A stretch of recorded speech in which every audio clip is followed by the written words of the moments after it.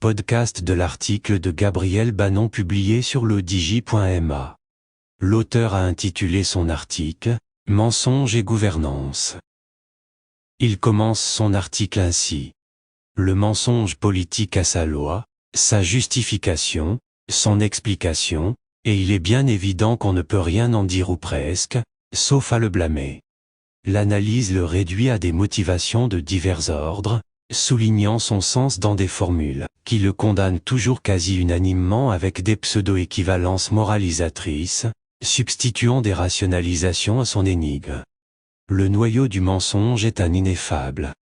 La singularité du discours se situe en dehors de la psychologie, de l'individuel, des références à son monde extérieur, c'est-à-dire à la vérité, car c'est le plus intérieur de son intériorité, qui doit être ramené au jour.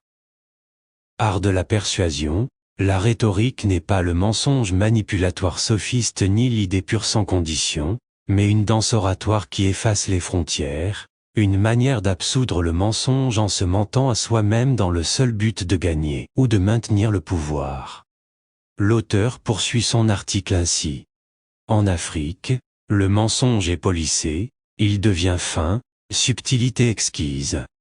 Et c'est la confiance de l'autre qui se trouve ainsi piégée par une parole, qui change complètement l'ordre discursif. Le menteur avance masqué. Le mensonge devient alors une affaire de toutes les catégories sociales, pour ne pas dire un phénomène social. Platon, les sophistes et Aristote respectent l'unicité de la vérité, du bien, du beau, etc. Machiavel sépare à tout jamais les sphères du discours. Il y a une morale individuelle et une morale politique. L'une est un rapport personnel à ses croyances, l'autre est une responsabilité vis-à-vis du corps social, dont le prince doit assurer la stabilité. Les deux sphères sont séparées à jamais, la vertu politique est mise en scène par le mensonge. Il faut savoir doser mensonge et vérité. Le peuple ne supporte ni l'indécision, ni les longues explications qu'il ne comprend pas, et qui l'ennuient et certainement pas le difficile principe de réalité. La fin publique justifie les moyens dénoncés par la morale individuelle. Alors la politique devient le mensonge. Pour se maintenir au pouvoir ou y accéder, l'homme politique a souvent recours au mensonge. C'est vrai particulièrement pour un chef d'État. Il y a tout d'abord les mensonges des campagnes présidentielles. François Mitterrand, par exemple, a utilisé son programme commun pour se faire élire et l'a abandonné dès 1983. Le mal a été irréversible, et le pays le paye encore aujourd'hui. Lors du débat de l'entre-deux tours de 1988 l'opposant à Jacques Chirac, ce dernier l'avait accusé d'avoir menti dans l'affaire Gorgui, une sombre affaire où le diplomate iranien était suspecté d'avoir participé à l'attentat de la rue de Rennes à Paris et absous pour avoir aidé à la libération d'otages français au Liban. Pouvez-vous vraiment contester ma version en me regardant dans les yeux? Mitterrand rétorque, dans les yeux je la conteste. Il s'agissait bien d'un mensonge qui l'a aidé à gagner l'élection. François Hollande a menti en affirmant, moi préside je ne recevrai pas les parlementaires à l'Élysée, ce qu'il a fait un an plus tard le 19 avril 2013. François Mitterrand avouait volontiers, je n'aime pas les riches, alors que selon ses propres critères la richesse commence à partir de 4 000 € mensuels. Comme il devait se détester. L'auteur précise ainsi.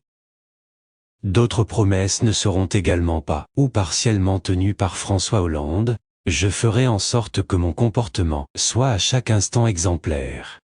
J'aurai à cœur de ne pas avoir un statut pénal du chef de l'État, je le réformerai. J'introduirai la représentation proportionnelle. La liste est longue de présidents qui n'ont pas respecté leurs engagements, avec des conséquences plus ou moins catastrophiques pour l'avenir du pays. C'est certainement pendant leur mandature que les présidents mentent le plus. Le plus fréquemment utilisé, c'est la faute de l'Europe. C'est facile, pour expliquer ses erreurs et son manque de courage d'accuser l'Europe de tous les maux de la terre, avec comme conséquence la détestation de celle-ci par une part croissante de la population. Un autre mensonge est de laisser croire que la France est libérale, voire ultralibérale, alors qu'elle est le pays le plus étatique d'Europe, avec des prélèvements obligatoires, qui devraient la classer parmi les pays socialistes. D'ailleurs, elle est fréquemment considérée comme un pays communiste. La réalité révélée est qu'elle est bien un pays communiste, qui est en voie d'implosion. La liste est malheureusement trop longue pour citer ici l'ensemble des mensonges proférés à des niveaux différents par la majorité des chefs d'État. La France n'a malheureusement pas le monopole du mensonge en politique. En voici quelques exemples récents. Donald Trump a utilisé sans complexe le mensonge comme argumentaire lors de sa dernière campagne, mais aussi lors de la première, qui l'a amené au pouvoir, la raison pour laquelle il a échappé au service militaire. Selon le Washington Post, durant les 100 premiers jours de son mandat, il aurait prononcé 417 déclarations fausses ou trompeuses. Boris Johnson a utilisé et assumé le mensonge dans sa campagne pro-Brexit. Il est convoqué par la justice britannique à ce sujet. On peut donc le considérer comme responsable des graves problèmes actuels en Grande-Bretagne.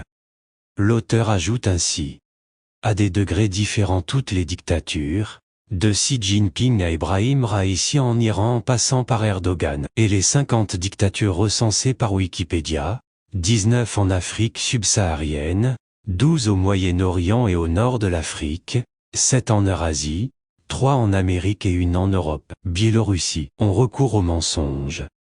En fait, le mensonge d'État est pratiqué dans le monde entier, soit pour se maintenir au pouvoir soit pour y accéder.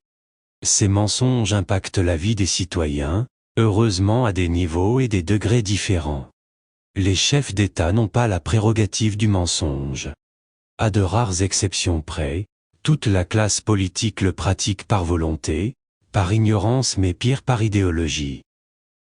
Il y a plus grave encore, Dominique Voynet reconnaît avoir trahi la République en se faisant complice de son homologue anglais, avec qui elle a monté un complot contre Lionel Jospin qui lui avait dit de défendre, avec les Anglais, le nucléaire à Bruxelles. L'auteur conclut son article ainsi.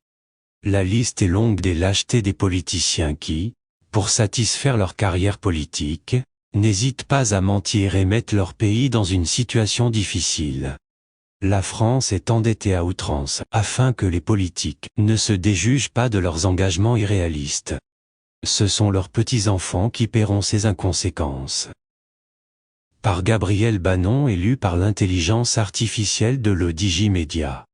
N'oubliez pas de télécharger notre application l'Odigi Mobile sur Android et iOS, et de vous abonner à notre chaîne YouTube l'Odigi TV, si vous souhaitez être au courant des dernières actualités, podcasts et émissions télévisées.